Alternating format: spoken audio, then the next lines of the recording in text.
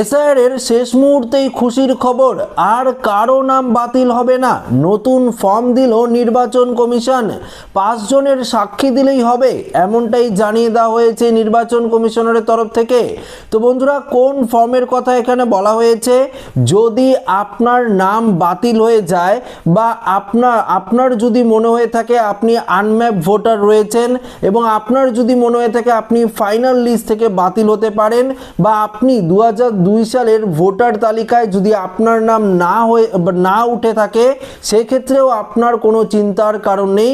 নতুন ফর্ম দিল নির্বাচন কমিশন, সেই ফর্ম ফিল আপ করে জমা দিলেই হয়ে যাবে, চূড়ান্ত তালিকায় আপনার নাম কিন্তু উঠবে। এটা কিন্তু কমিশনের তরফ থেকে পরিষ্কারভাবে জানিয়ে দেওয়া হয়েছে।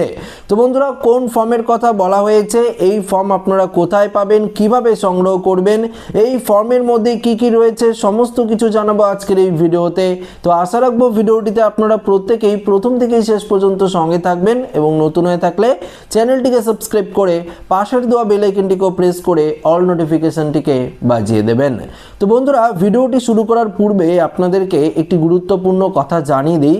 দেখুন, আপনার নাম যদি 2002 সালের ভোটার লিস্টে না থাকে, বা আপনার বাবা মা ঠাকুরদা কারো নাম 2002 সালের ভোটার লিস্টে নেই, আপনি এসআইআর ফর্ম ফিল আপ করেছেন, আপনার কাছে ডকুমেন্টস রয়েছে বা ডকুমেন্টস নেই, সেক্ষেত্রে আপনি হিয়ারিংয়ে গিয়েছেন, যে কোনো একটি ডকুমেন্টস জমা দিয়েছেন, তাই তো?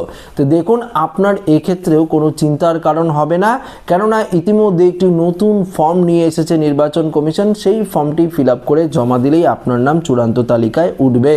কেননা কমিশনারের তরফ থেকে বলা হয়েছে, যদি কোনো রকম কিছু কারণে, ধরুন আপনি বৈধ ভোটার কিন্তু কোনো কিছু কারণে আপনার নামের সঙ্গে লিঙ্কেজ পাওয়া যাচ্ছে না বা লিঙ্ক করা হচ্ছে না, সেক্ষেত্রে আপনার কোনো চিন্তার কারণ নেই। এবার নির্বাচন কমিশনাররাই সমস্ত কিছু ঠিক করে দেবে। এই মর্মে ইতিমধ্যে একটি গুরুত্বপূর্ণ আপডেট উঠে এসেছে। আপডেটে কি বলেছে সেটি আপনাদেরকে একদম বিস্তারিতভাবে জানিয়ে দিচ্ছি। ভোটার তালিকায় নাম তোলা নিয়ে দীর্ঘ টানাপোড়েনের মাঝেই বড় স্বস্তি।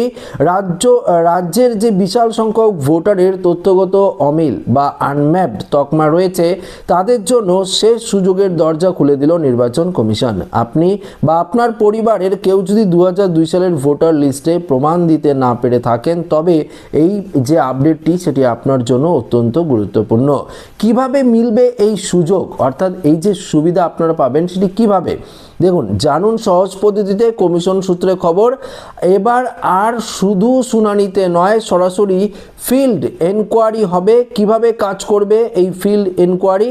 দেখুন, নির্দিষ্ট ফরম্যাট, প্রতিটি আনম্যাপ ভোটারের জন্য একটি বিশেষ ফরম্যাট কিন্তু থাকবে, একটি ফর্ম থাকবে। আমি অন স্ক্রিনে সেই ফর্মটি লাগিয়ে দিচ্ছি, আপনারা সেই ফর্মটি হয়তো দেখতেই পারছেন। দেখুন, প্রয়োজনীয় সাক্ষী এখানে কি বলেছে, ওই ফরম্যাট এলাকার অন্তত 5 জনের বৈধ ভোটার সহ গ্যারান্টি দিতে হবে।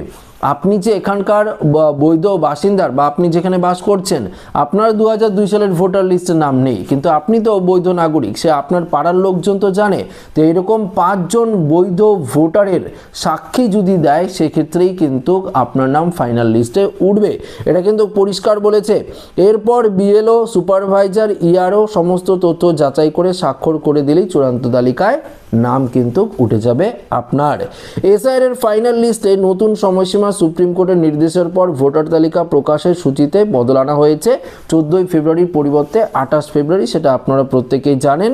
তবে ইতিমধ্যেই দেখুন, 1,36,00,000 ভোটারের যে তথ্য গড়মিল ছিল, বর্তমানে প্রায় 94 লক্ষ মানুষের শুনানি এবং যাচাই কিন্তু হয়ে গেছে, একদম কমপ্লিট। সেটা নিয়ে কিন্তু আর কোনো সমস্যা হবে না। তবে দেখুন, অনেকেই যেটা চিন্তায় ছিলেন যে নাম বদলে গেলে কি নাগরিকত্ব চলে যাবে, দেখুন অনেকেই মনে এই আতঙ্ক দানা বেঁধেছে। তবে কমিশন স্পষ্ট জানিয়ে দিয়েছে, ভোটার তালিকা থেকে নাম বাদ যাওয়ার সাথে নাগরিকত্বের কোনো সম্পর্ক নেই। এটি একটি প্রশাসনিক প্রক্রিয়া মাত্র, তাই আতঙ্কিত না হয়ে ঠান্ডা মাথায় রাখুন। দেখুন, এখানে আপনাকে আতঙ্কিত হওয়ার কোনো কারণ নেই।